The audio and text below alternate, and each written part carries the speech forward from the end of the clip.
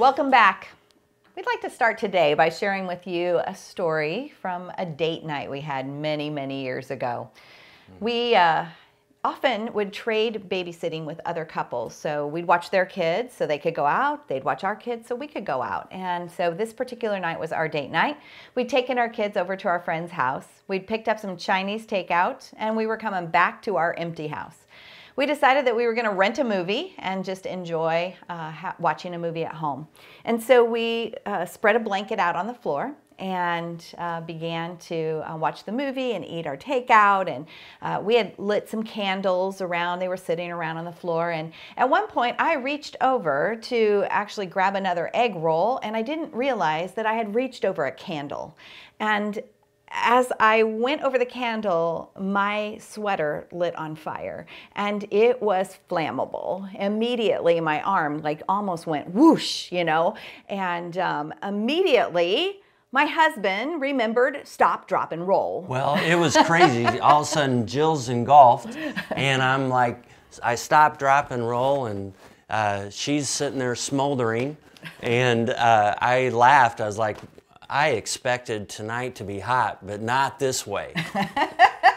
So think what you will about that, but our night kind of changed a little bit. But we think that that's a great story to talk about expectations, because oftentimes expectations are one of those slow fades. We don't even realize that we have expectations. Sometimes we know we have them, but a lot of times they're unknown. And if they're unknown, then what begins to happen is our heart becomes discontent, disillusioned, because our expectations weren't met. And then we begin that slow fade of pulling apart from one another. And so we have to begin to identify expectations. And one of the best places that we can start looking at expectations is back to that home internship. It is in our home internship that we develop expectations that we have for ourselves and for our spouses. Some of those expectations can be healthy, but some are not. What happens is that when we've not talked about them with our spouse doesn't understand those expectations, and our spouse has expectations of their own based upon their home. And so there's the clash or the gap, and those expectations become unrealistic. And what often happens is, it's kind of that moment of, wait a minute, your normal isn't my normal? What's normal to me that's not normal to you. And I remember the first time you and I had this situation, it was when we dealt with your birthday party, the first time that you had a birthday after we were married. And I worked so hard to make a homemade cake, because that's what my mother always did. And I worked so hard to make sure that we had all the family come over for dinner that night. Yeah, but I grew up very differently. For our birthdays, we'd go out to our favorite restaurant, and then there was a store-bought cake with little candies that said happy birthday on it, and I love those little candies.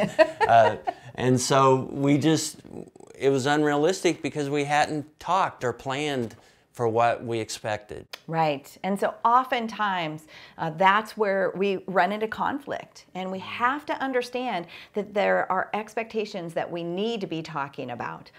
The other piece of expectations is that we expect our spouse to think the way that we think.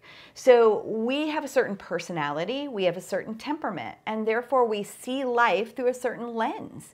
And yet what happens is when we expect our spouse to see life through that same lens and they don't, then again, we run into conflict.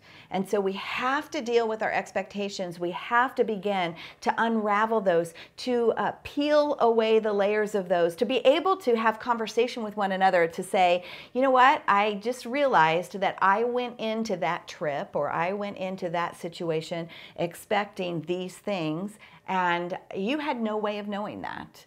And so a lot of times what we have found is you're unraveling those expectations after the situation happens, because you don't even realize it going in, but that fosters a deeper intimacy as you're talking about not only the things that you desire, but also the disappointments that you have. And it's not any fault of you if I go into something when I have certain expectations and you don't know those.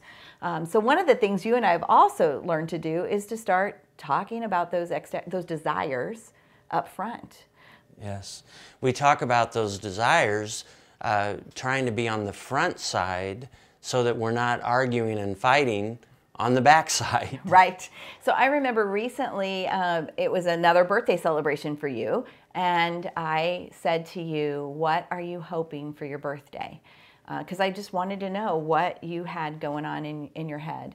Yeah. And it was your response was interesting to me because you are the extrovert and you always are up for a good party. Right, right. But this time, I just wanted to be around family. We had been through a very busy season in life, very interactive with people. And I think too, as I'm aging, I sometimes don't want to be around as many people. And I just felt like I wanted a break. I just wanted the family. And so I know that was confusing to you. But I'm glad I asked. Right. Because I think you had some expectations that you didn't want a big party this year, but I didn't know that. So one of the things that we need to do as couples is we need to be getting ahead of that by asking about desires, asking about what the hopes or the dreams are that you have for whatever it is that you're getting ready to do together. And then in those times where you forget to have those conversations, to make sure and have kind of debriefing conversations afterwards, to talk about it in a safe environment, not in a way that's accusing, because your spouse doesn't know what they don't know if you don't tell them. And so to go through some debriefing, and that helps us to put away the expectations that are beginning to cause us to pull apart from one another, to close our heart off to one another because we're disappointed or we're disillusioned because something didn't happen the way that we thought it would.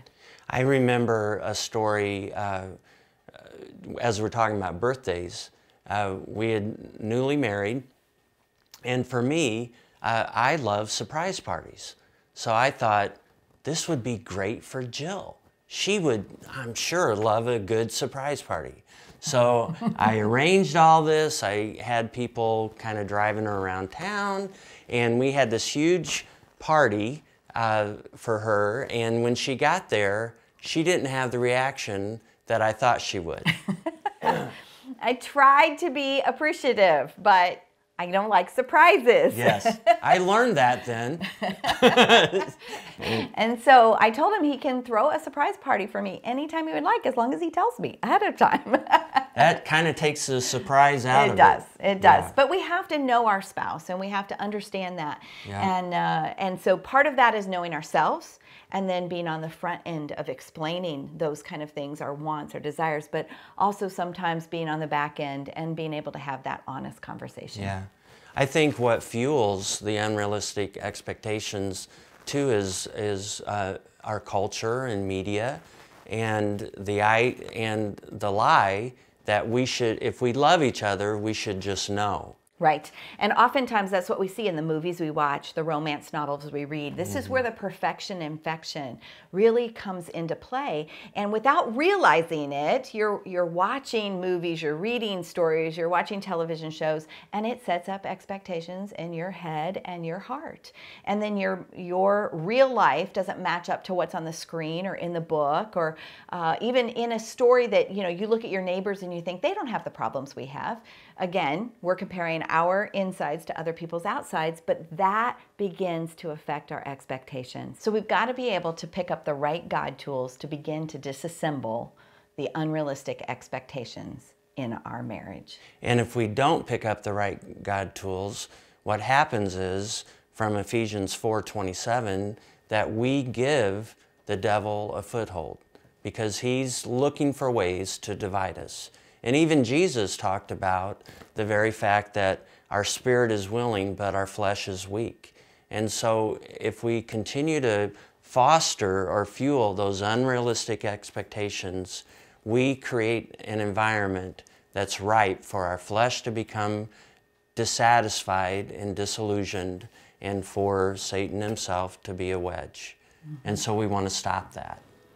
So as we close today, it's a good reminder that a real marriage isn't perfect. A real marriage is two people being perfected.